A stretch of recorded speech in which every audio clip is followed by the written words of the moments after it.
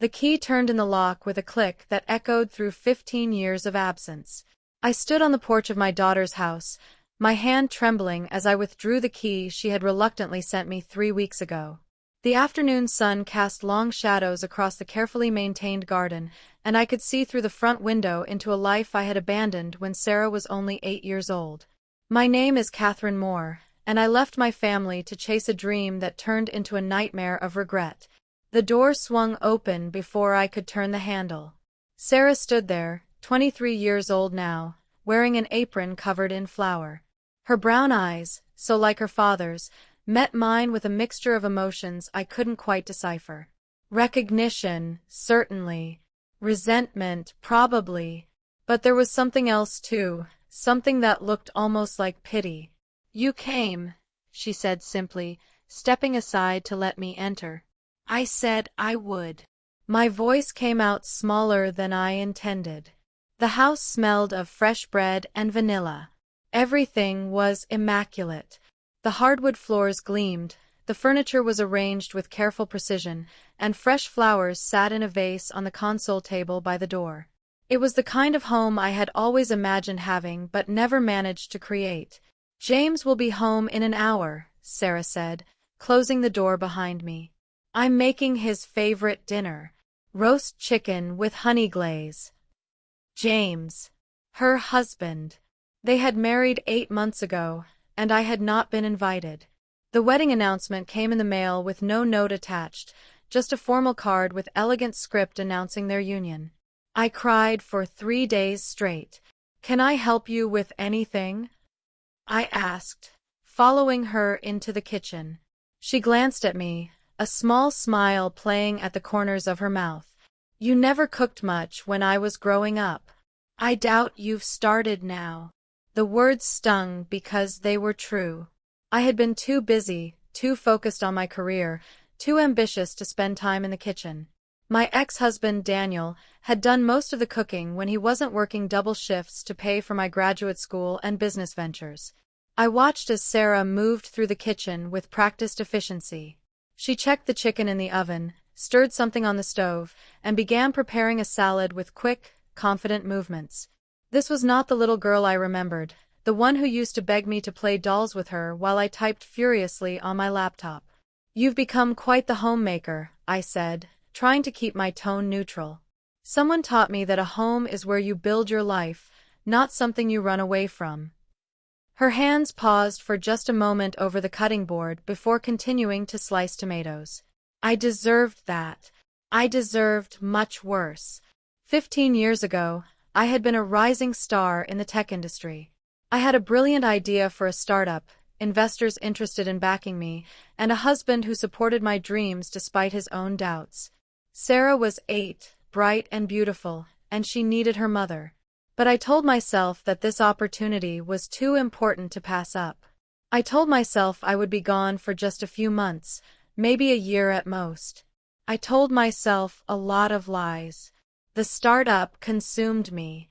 I moved to San Francisco, promising to visit every few weeks. Those visits became once a month, then every few months, then barely at all. Phone calls replaced presents. Money replaced time. I sent gifts and checks and excuses, but I never sent myself. Daniel tried to make it work. He really did. But after 3 years of single parenting while married, he filed for divorce. I barely fought it. I was too busy chasing the next round of funding, the next product launch, the next milestone that would prove I had made the right choice. The startup eventually failed. 5 years of my life poured into a company that collapsed in less than 6 months when the market shifted and our technology became obsolete. I had sacrificed my family for nothing. I spent the next 7 years trying to rebuild my career, moving from city to city, job to job, never quite finding the success I had envisioned. I told myself I was too ashamed to go back. The truth was I was too afraid.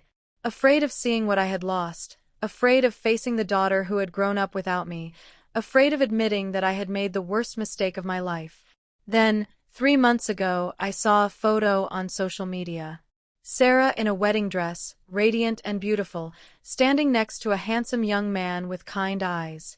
The caption said, "Marrying my best friend." I wasn't in any of the photos. Neither were any comments from me, because Sarah had blocked me on every platform years ago. That photo broke something in me. Or perhaps it fixed something that had been broken for a long time. I realized that I had been living as a ghost, haunting my own life instead of participating in it. I wrote Sarah a letter, the first real communication in 5 years. I didn't make excuses. I didn't ask for forgiveness. I just told her the truth, that I had been wrong, that I had failed her, and that I wanted to know her again, even if only from a distance. To my surprise, she responded. The letter was brief and cautious, but it included an invitation to visit. I bought a plane ticket the same day. Now here I was, standing in her kitchen, watching her prepare a meal for her husband with the kind of care and attention I had never shown to anyone. "Tell me about James," I said, sitting down at the kitchen island. Sarah's expression softened. "He's a teacher. 5th grade. He's patient and kind, and he makes me laugh every single day." "How did you meet?" "He was my student teacher when I was in high school. Years later, we ran into each other at a coffee shop. He didn't remember me at first, but I remembered him. He was the teacher who stayed late to help me with my math homework when I was struggling. He was the one who noticed when I was having a bad day and would leave encouraging notes on my desk." There was a subtext in her words that I couldn't miss. "He was there when you weren't." "He sounds wonderful," I said quietly. "He is." She opened the oven and basted the chicken. "He's everything I ever wanted in a partner." The front door opened, and I heard footsteps in the hallway. Sarah's face lit up in a way I had never seen before, and she quickly wiped her hands on her apron. "Honey, I'm home," a male voice called out cheerfully. James walked into the kitchen, loosening his tie. He was taller than I expected, with sandy brown hair and an open, friendly face. When he saw me, he paused, but his smile didn't falter.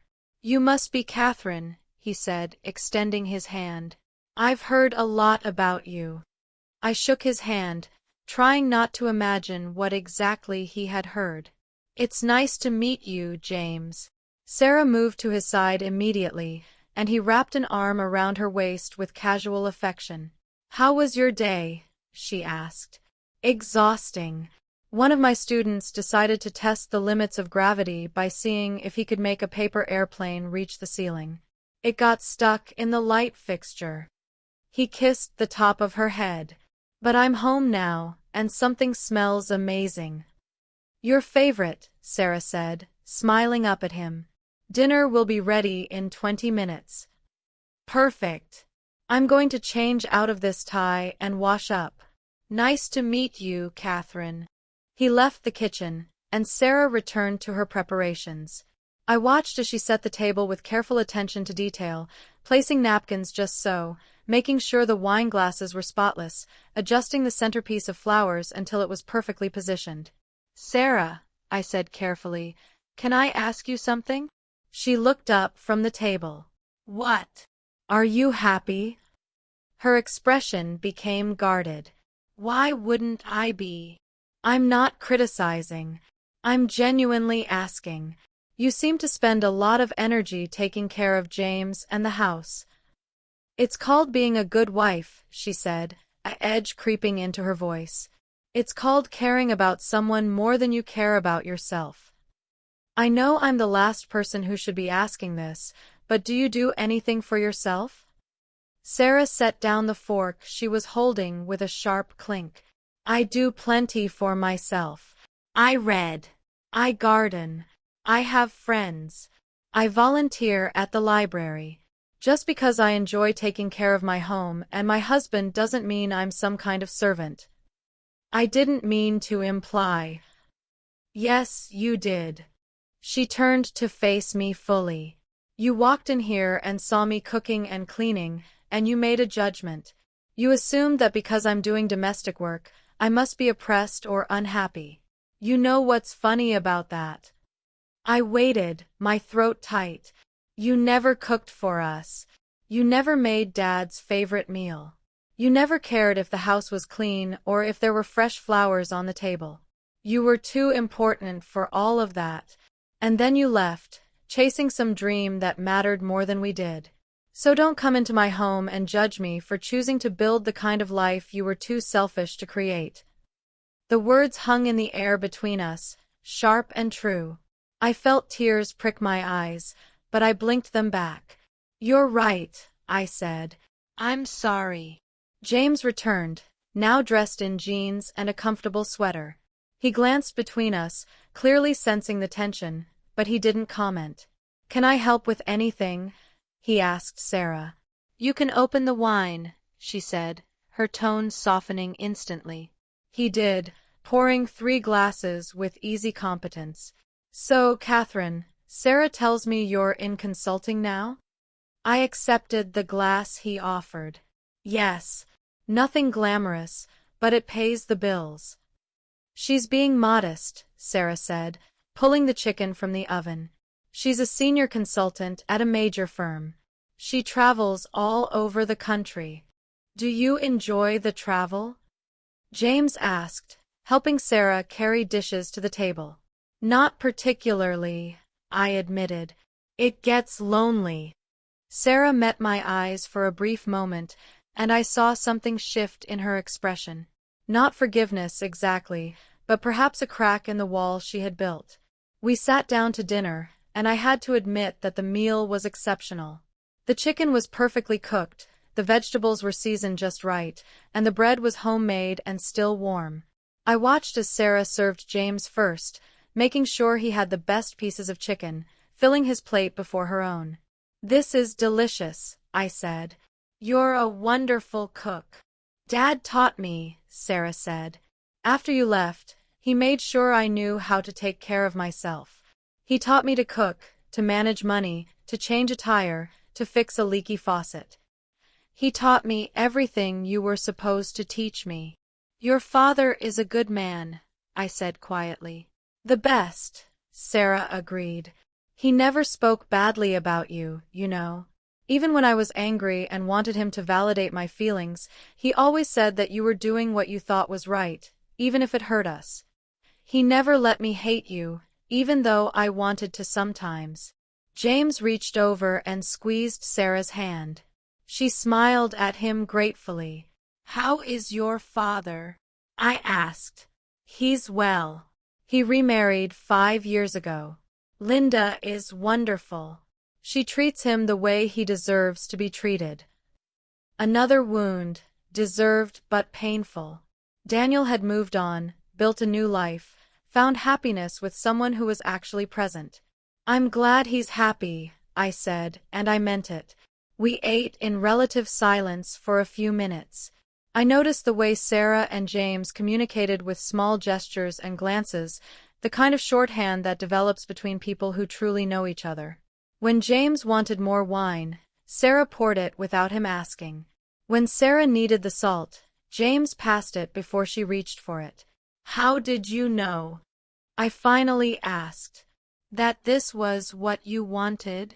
Sarah considered the question while cutting her chicken. I didn't, not at first. After you left, I was angry at the world. I didn't trust anyone. I thought that if my own mother could abandon me, then no one was reliable. I pushed people away. I sabotaged relationships before they could hurt me. James was listening quietly, his hand resting on the table near Sarah's. Then I went to therapy in college, Sarah continued. My therapist helped me understand that your choices were about you, not about my worth. She helped me see that I could choose differently. I could choose to build connections instead of destroying them. I could choose to show up for people, to be present, to care. She looked at James with such tenderness that I felt my heart ache. When I met James again after all those years, I made a conscious choice. I chose to be vulnerable. I chose to trust. I chose to build a life with someone instead of running away when things got difficult. And every day I make that choice again. I choose us. And the serving? I asked carefully. The taking care of him? Sarah smiled. It's not serving. It's loving. There's a difference. James takes care of me too. He makes me coffee every morning before I wake up. He runs me a bath when I've had a hard day.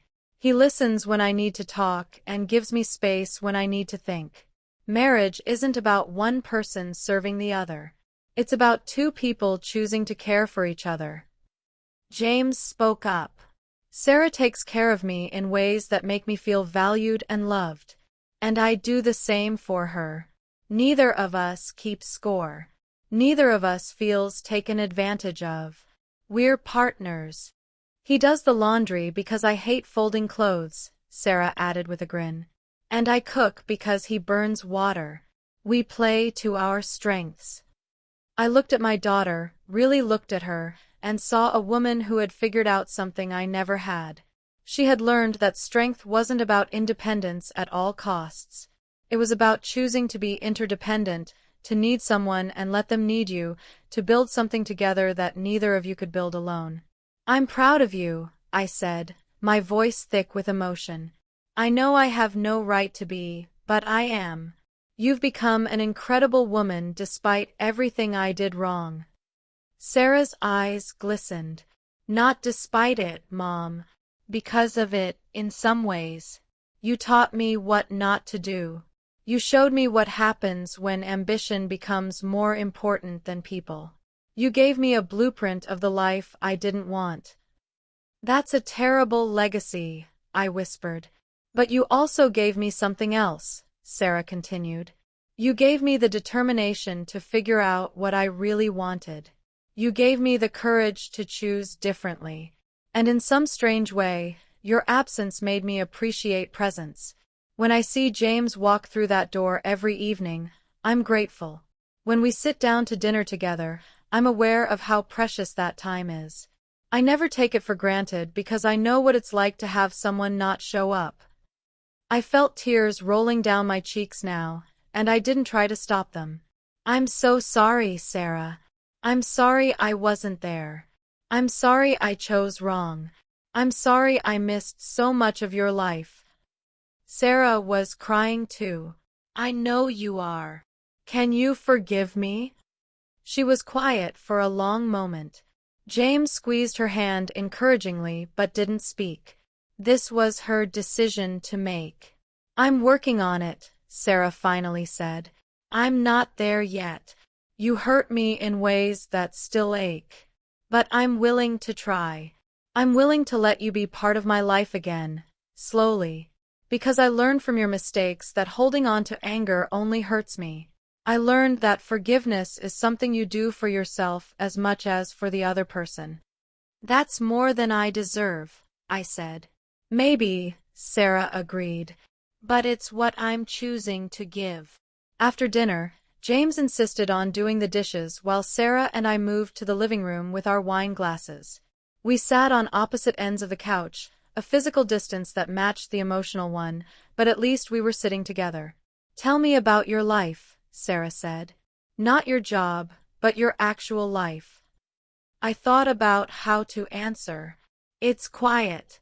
I live alone in a small apartment. I work too much because I don't have anything else to do. I read. I go to the gym. I have colleagues but not really friends. It's not much of a life, honestly. Why didn't you ever try to build one?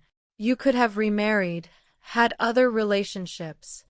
Because I didn't deserve happiness, I said simply.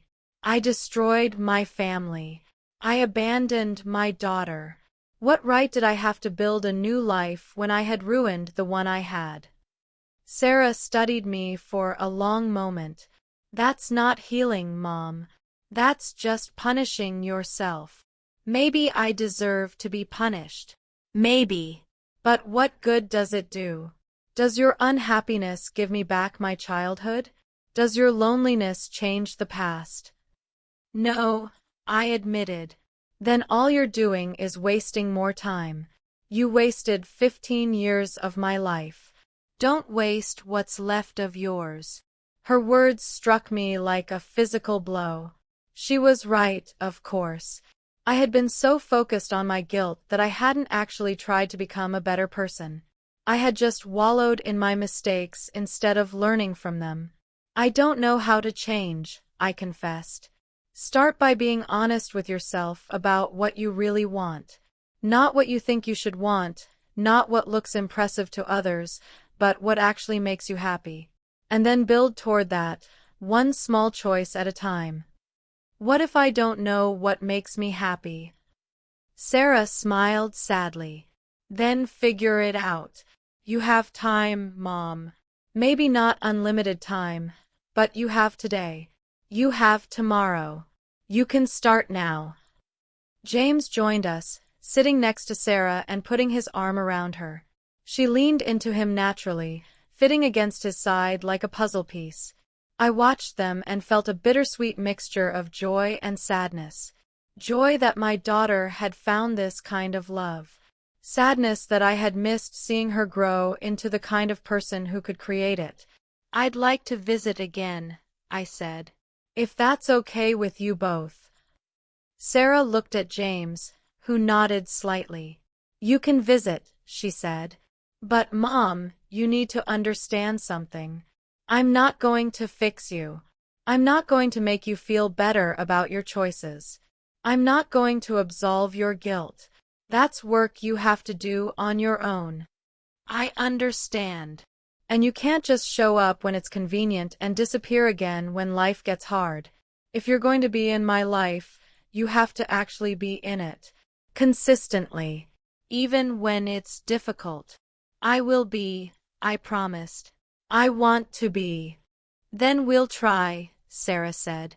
One step at a time. I stayed for another hour, listening to Sarah and James talk about their plans for the house, their hopes for the future, their dreams of maybe having children someday. When Sarah mentioned kids, she watched me carefully, as if wondering how I would react to the idea of becoming a grandmother. You'd be wonderful parents, I said sincerely. We're not in a hurry, Sarah said. We want to enjoy being just us for a while first. Smart, I thought. So much smarter than I had been.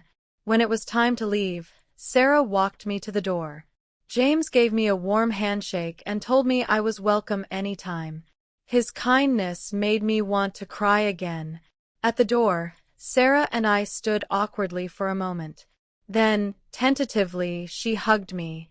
It was brief and careful, not the embrace of a daughter who had forgiven everything, but it was something. It was a beginning. Thank you for coming, she said softly. Thank you for letting me. I drove back to my hotel slowly, my mind replaying the evening. The image that kept returning was Sarah in her kitchen, preparing dinner with such care and attention. When I had first arrived, I had seen it as servitude, as a woman diminishing herself for a man. But I understood now that I had been looking at it through the lens of my own failures. Sarah wasn't serving her husband in the way a servant serves a master. She was caring for him the way a partner cares for someone they love. She was investing in their relationship, creating a home that nurtured them both, building a life that had meaning and purpose. She had learned something I never had, that there was strength in choosing to care for others, that there was power in creating a space where love could flourish. I had spent my life proving I didn't need anyone. I had fought so hard to be independent, to be successful, to show the world that I could make it on my own. And I had made it, technically. I had a career and money and accomplishments, but I had done it at the cost of everything that actually mattered. Sarah had chosen differently. She had chosen connection over independence, partnership over autonomy, presence over ambition. And she was happier than I had ever been. That night in my hotel room, I lay awake thinking about my life. I thought about the startup that had failed, the jobs I had worked, the cities I had lived in. I tried to remember what I had been chasing all those years, what had seemed so important that it was worth losing my family. The truth was, I couldn't remember. The goals that had driven me seemed hazy and meaningless now. I had been so focused on the destination that I had forgotten to build a life worth living along the way. I picked up my phone and opened my email. I typed a message to my boss, giving my 2 weeks' notice. I would need to find a new job eventually, something local, something that allowed me to have a life outside of work. But first, I needed to figure out who I was beyond my career. Then I opened a new message to Sarah. I kept it simple. Thank you for tonight. Thank you for giving me a chance. I meant what I said about visiting again. How about in 2 weeks? Her response came 15 minutes later. 2 weeks works. Maybe bring some family photos if you have them. James would like to see pictures of me as a kid. I smiled through my tears. It was such a small request, but it felt monumental. She was letting me into her story, giving me a chance to share the parts of her past that I hadn't completely missed.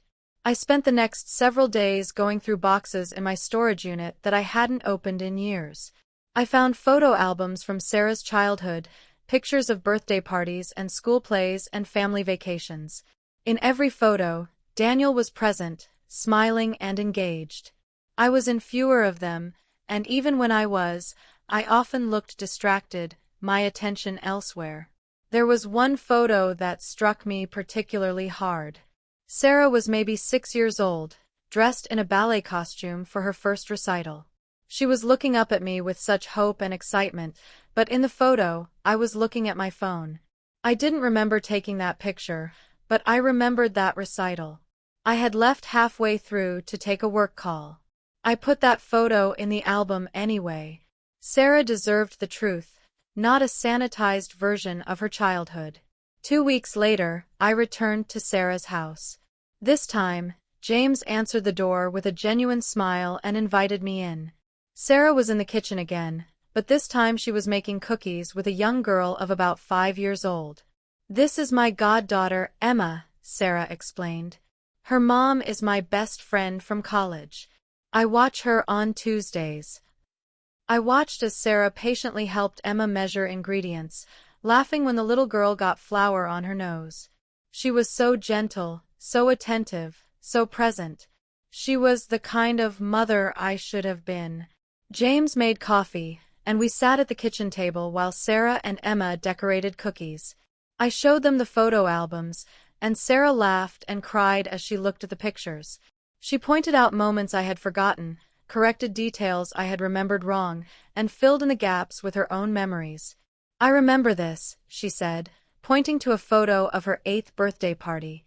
"It was the last birthday you were there for." "I know," I said quietly.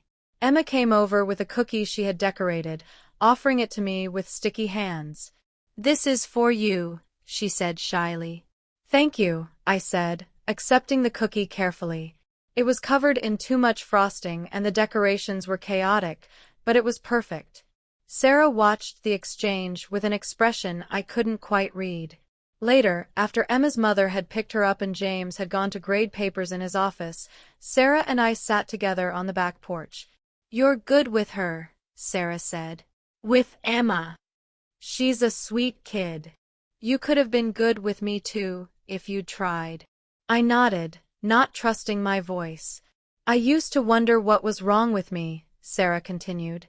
"I thought maybe if I was better, smarter, prettier, you would have wanted to stay. It took me years to understand that your leaving wasn't about me. It was about you." "There was nothing wrong with you," I said fiercely. "You were perfect. You are perfect. I was the broken one." "We're all broken in some way," Sarah said softly. "The question is what we do about it." Over the following months, I visited regularly. Sometimes it was just dinner, sometimes it was helping Sarah in the garden, sometimes it was watching a movie with her and James. Slowly, carefully, we began to rebuild a relationship. I noticed things about my daughter that I had never known. She loved mystery novels and could finish a crossword puzzle in under 10 minutes. She had a terrible singing voice but sang anyway when she was happy. She was afraid of spiders but refused to kill them, always catching them in a cup and releasing them outside. She had her father's sense of humor and his kindness, but she had inherited my stubborn determination.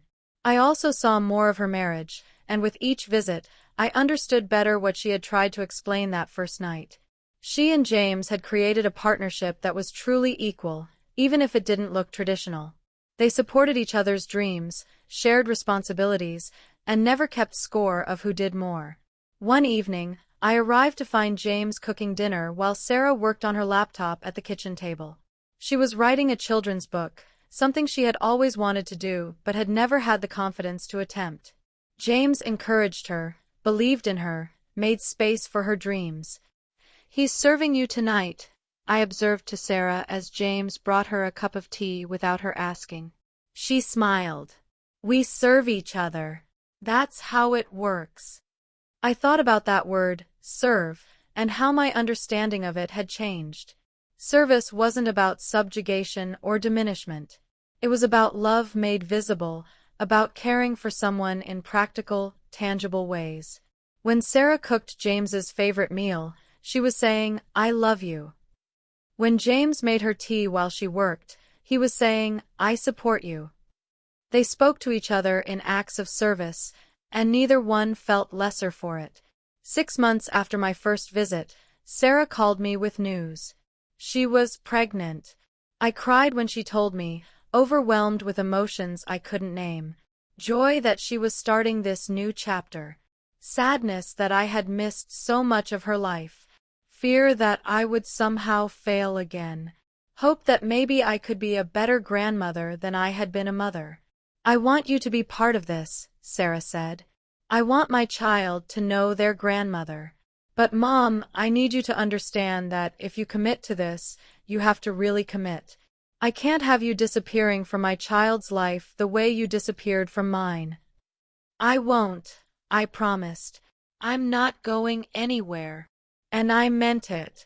I had finally learned what Sarah had tried to teach me that first evening.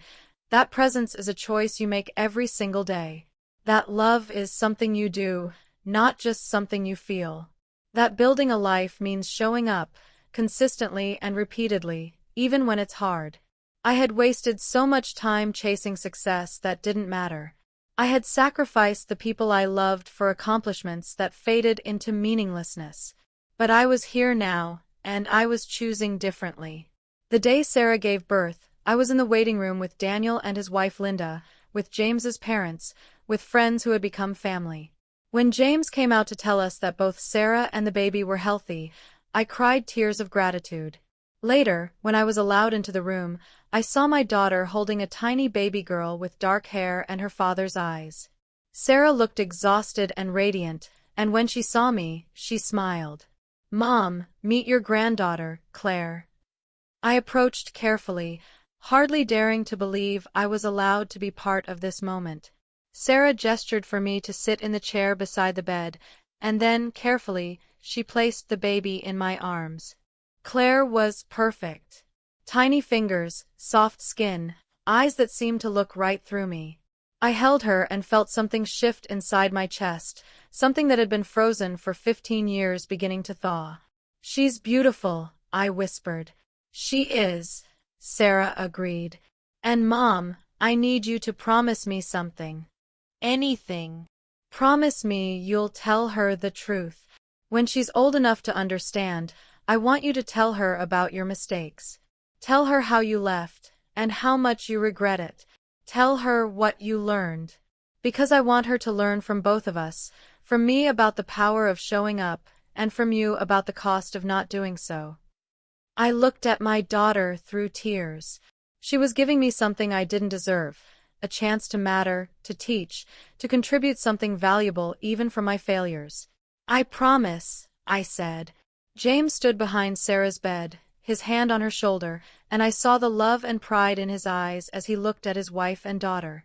I thought about that first evening, walking into their home and seeing Sarah preparing dinner with such care.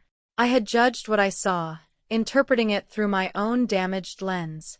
But I had been wrong. Sarah hadn't been serving her husband that night. She had been building a life, creating a home, investing in a partnership that was teaching me what love actually looks like. She had been doing what I never learned to do, showing up, being present, choosing the people she loved over everything else. In the weeks that followed, I helped where I could. I brought meals, did laundry, held Claire while Sarah slept. I watched as my daughter navigated the challenges of new motherhood with the same grace and determination she brought to everything else. James was a devoted father, waking up for midnight feedings, changing diapers without complaint, supporting Sarah in every way he could. They were partners in every sense of the word, working together to care for their daughter and each other. And I was privileged to witness it, to be included in the margins of their life, to learn from my daughter the lessons I should have taught her. One evening, as I rocked Claire while Sarah and James made dinner together in the kitchen, I thought about the title of my life story. Years later I came back and saw my daughter serving her husband in her own home. I had gotten it wrong, I realized. Sarah wasn't serving anyone. She was loving, building, creating, choosing. She was living a life that had meaning and purpose, a life built on presence and commitment and daily acts of care. She had taken the broken pieces of her childhood and crafted something beautiful. And me. I was learning finally that it's never too late to change. That presence is always better than absence, even if it comes later than it should. That the best thing I could do with my regret was let it teach me, let it transform me, let it make me into someone worthy of the second chance I had been given. I looked down at my granddaughter, her tiny hand wrapped around my finger, and made a silent promise. I would be here. I would show up. I would not repeat my mistakes. And someday, when she was old enough to understand, I would tell her the truth about who I had been and what I had learned, so that she could choose her own path with wisdom earned from both her mother's triumphs and her grandmother's failures. The kitchen filled with the sound of Sarah's laughter at something James said, and Claire stirred in my arms, making the small sounds that babies make. Outside, the sun was setting, painting the sky in shades of gold and pink. And in that moment, holding my granddaughter in my daughter's home, surrounded by the life she had built with such care and intention, I finally understood what it meant to be present. I was home. Not in a physical sense, but in the way that matters most. I was finally, after 15 years of absence and regret, actually here. And I intended to stay.